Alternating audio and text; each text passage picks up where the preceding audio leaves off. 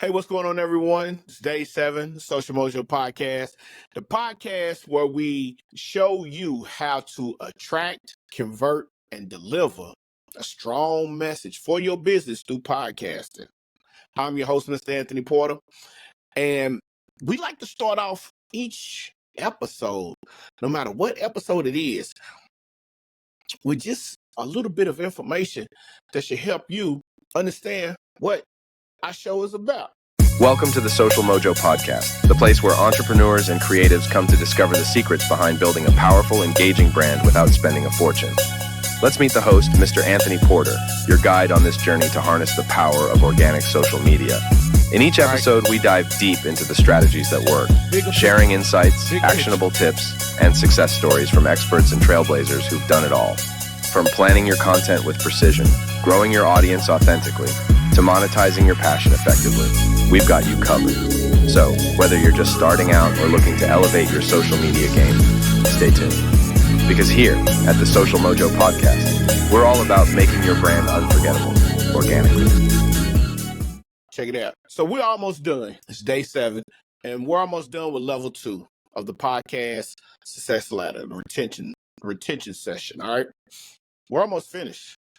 2 days ago, we learned, or a few days ago, we learned how to hook your listeners' attention with the 90 seconds by, giving them the best or the greatest intro that you could possibly give someone. Yesterday, we learned how to hold your listeners' attention. All right, so we gave them the hook 2 days ago. Yesterday, we taught you how to hold your listeners' attention. And by holding your listeners' attention, this allowed you to retain your customers. See, we always focus on, within inside of our metrics, we always look at the downloads. We're not looking at the, completion rates. How many people are completing our episodes? How many people are really listening and following through with whatever we're talking about? So, we pose specific questions. We've asked numerous questions. We've described 5 numerous situations that could possibly help you out. But how do we actually get folk to press play? How do we get the listeners to press play in the first place? How do we do that? How do we take the risk on someone pressing play, listening to your podcast? Well, I'm going to be very honest with you. It's hard because there's over a couple billion, maybe million. There's a few million podcasts out there. And each podcast niche has a sub niche that everybody pays attention to.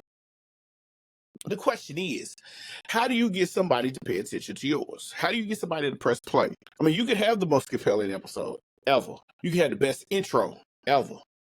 You can have the best written, scripted out podcast. But if no one is pressing play, how are you going to know, or how is anyone going to know how good your episode is? So I guess the burning question is, if no one is pressing play, no one is listening, no one is doing any of this, no one is getting all the golden nuggets in your information, we got to show you how to win the play. We have to show you exactly how to win the play. So you got to think about this. Like America, like the world, I'm not going to say America, like the world, podcast listeners can be flicker. I mean, they're a bunch. They pick and choose who they want to listen to. Some people will not listen to you if you're not a name brand like a Gary Vee or a Tony Robbins or a Russell Brunson. Any of these guys, they not listening. You got some that won't pick up a podcast unless it's at a certain time. They flicker like it. Some people have habits. Some people have structured habits. Having these structured habits is good, but people get into a rhythm, and that rhythm is set by certain aspects. Now, if you break that, you kind of want to test the waters, do like A/B testing. But if you have a bunch of people who listen to your podcast at a certain time, you need to make sure that their podcast is ready to go at that certain time, each day, each week. Now, for my weekly episodes, it's every Monday morning at 6 o'clock because I want you to start out your day. I want you to start out your day with some good information and be able to walk through, have a good day. But at the same time, you're walking through a plan of action. Your plan of action is you have something that can guide you through specifically on certain traits or certain tactics or strategies that have been implemented through the learnings that I have endured from some of my mentors. Now, you have to think about this. That's probably about 6 to 8 podcasts that they listen to. A lot of people don't even watch the news no more because you can get some of the information from your podcast, social media platforms. All of these different avenues is out here, but podcast is the new radio. Podcast is so much the new radio. It's funny because on the radio, back in the day, you could barely say a cuss word. Podcast now, man, they are fine out. Bombs. You have some really great podcasts. You have some true crime podcasts out there.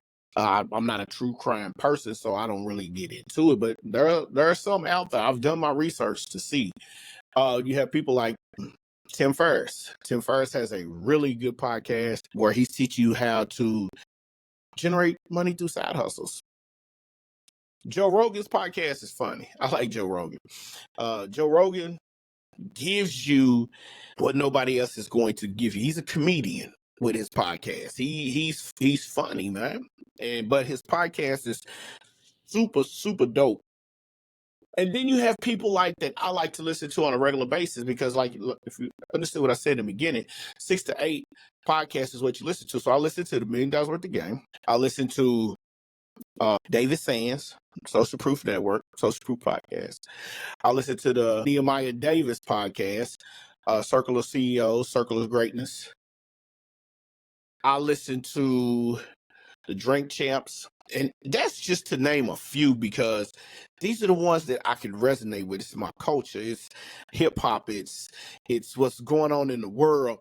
David Sands has his podcast where he's basically giving you people who have businesses, but at the same time, you have to respect what he's doing, him and his co-hosts, because they will get you in that chair and they fire at you. I'm going to tell you something real quick, and I hate to get off the beaten path, but real quick. So there's an episode where they was having a sit down, and this is the first time I ever seen Miss Donnie get upset. Like, she's fiery to a certain extent because she knows what she's talking about. And David tries to be, Mr. Sands, he tries to be politically correct when it comes to his guests. Well, this one particular episode, real quick, they had this gentleman on there. Now, him and his old lady, him and his girlfriend, they met there. But he decided she can't come to the show. And, by the way, he made her unfollow most of the people that she was following that was helping her out. So there was a red flag. And the reason why it was a red flag, and even Miss Donnie said it was a red flag, because it was a control issue. So you have to understand, the reason why I watched that episode is because it was something in the beginning with his intro with him and Miss Donnie that had me wanting to know exactly why dude told his girl to quit following people. Now, the particular episode that they was discussing, Miss Donnie said that David was giving the best advice, where Miss Donnie, was being a little fiery about it, but you didn't unfollow her, you unfollowed him. And most of the people that she unfollowed was males. He said that she wasn't thanking for herself. Well, you just contradicted yourself, my brother, because guess what? You made her unfollow people. Ain't that making her think that she's not thinking for herself? So anyway, I'm going to leave it at that, because if you trust me when I tell you, that episode got a little heated. I've seen podcast hosts get a little under the skin, temperament, but that went somewhere with Miss Donnie and David. But like I said, Mr. Sands, he tried to keep it as politically as correct as he could. Miss Donnie was hot. She was fired up.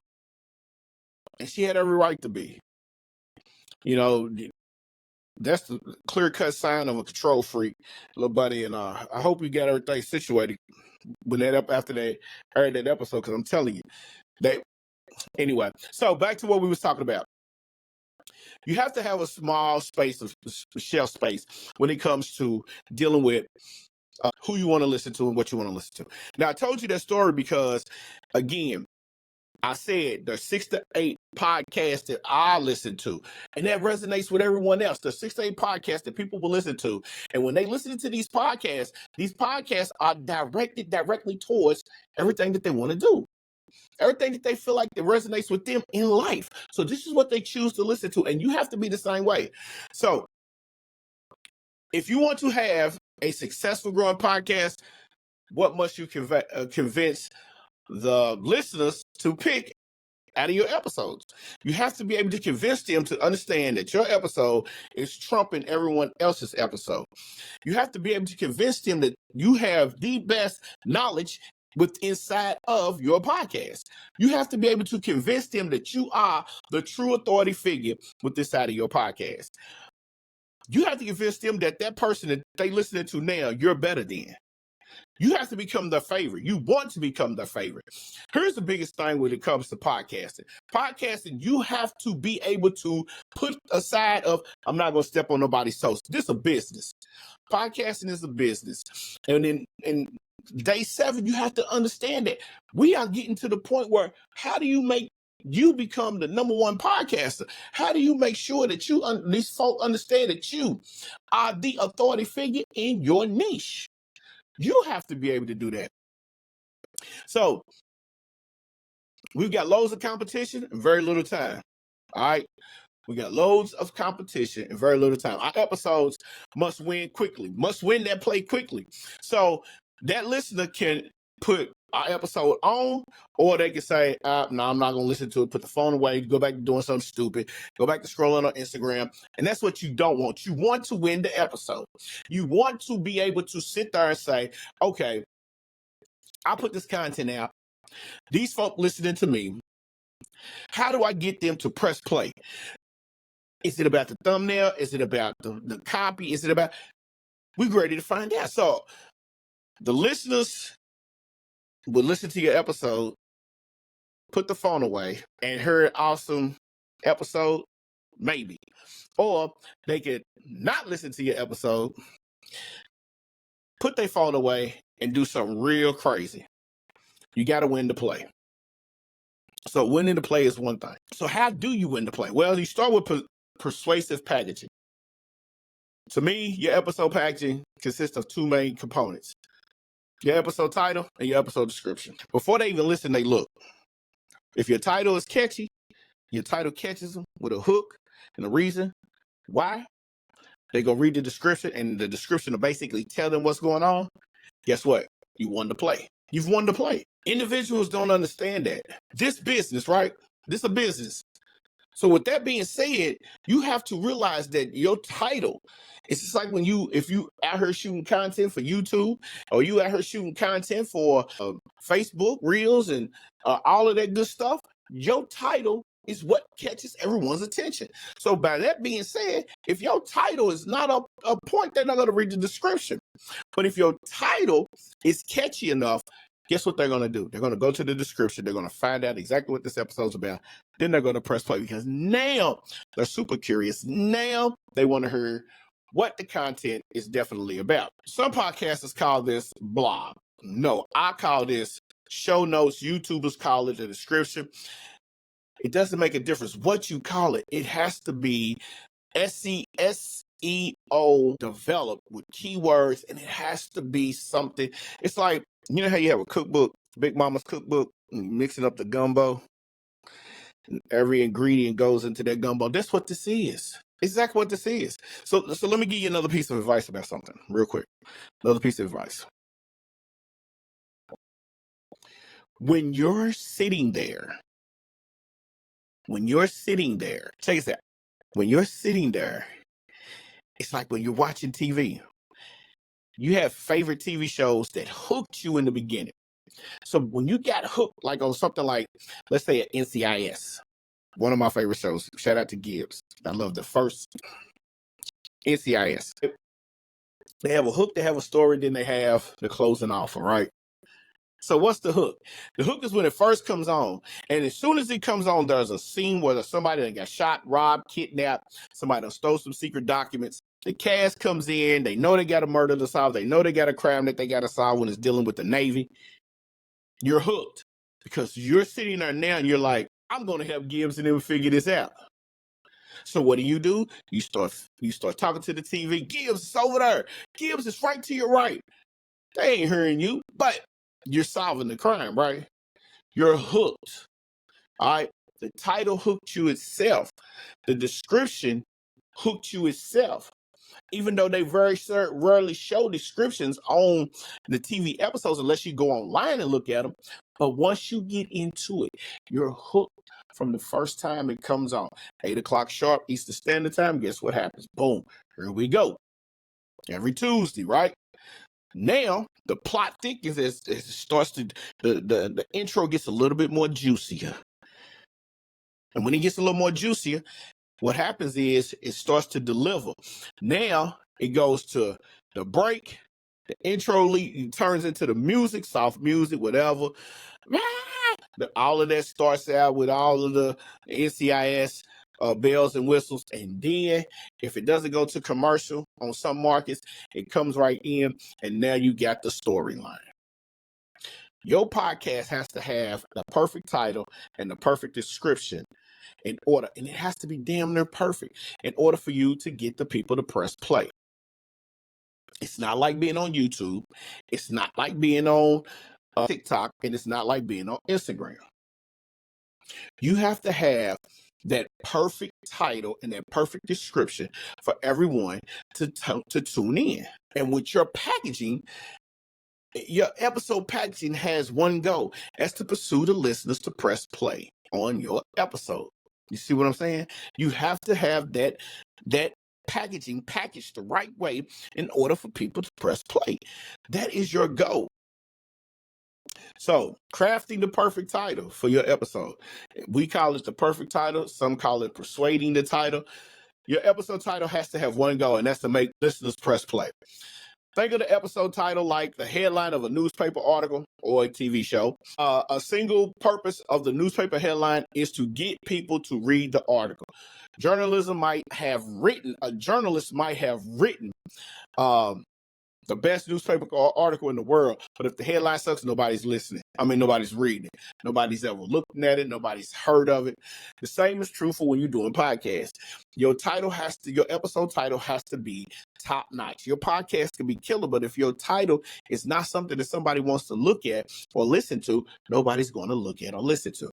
You understand what I'm saying? And I say look at or listen to because in this day and age, most of the podcasts are not only audio, but they're video episodes. With that being said, you have to realize that your podcast title has to be top notch. So how many times can you write a persuasive episode title? It's simple. In this day and age, and for what we do over at Amplified Digital Academy, is we teach you how to write podcast titles, headlines, using the words of AI. Now, AI helps you generate, and this is where people get AI misconstrued. AI helps you generate the title, but you can go on there and tweak it to make it yours. You have to have something that fits your brand, your persona, and your look. So once you go in there and do that, it's a framework. Most podcast episodes useful. Make it clear what the episode will do for your listeners and how it will be useful for them. Urgent. Make it so that your listeners want to listen to the episode now, not later. And it's got to be unique. Making it a clear episode is different from the billions of other podcasts out there. So if you're making it clear enough for them to understand that you way different than Joe Blow podcast over here to your left, then you're fine. And then you have to be ultra specific. You have to be specific on what you're doing. You have to be weirdly specific with your describing of your podcast. It doesn't have to be all four, but the more you use, the more boxes you check, the more circles that you diddle on, the better your episode, the better chance that somebody's going to press play. Now, above else, when crafting your episode titles, you have to understand this. It has to be clear, not clever. I don't care about a clever one. It has to be clear. The message has to be clear, exactly what your podcast is about, your episode is about, excuse me. Many try to be mysterious, artistic, and cute when it comes to that. No, we're not doing that. We can't do that. We're not naming songs here. We're not playing name the game. You want to be clear and precise, straight to the point on what your episode is about. And then you have to be able to write, number 2, you have to be able to write an effective description. The purpose of an effective description is this and this alone. The first part of the description is more of persuasion. That's because some of the listeners won't be completely sold by your episode title. They have to go in there, they have to read, they have to understand what your episode is truly about. And then it's a teaser. The teaser should build upon the title, but should not give away the episode secrets.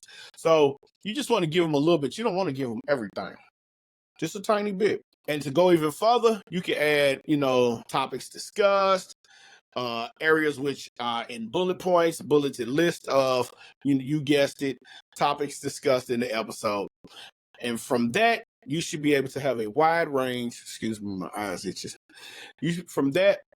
From shows that offer wide range conversations, the topics of discussion can be or can often win that win factor, because guess what?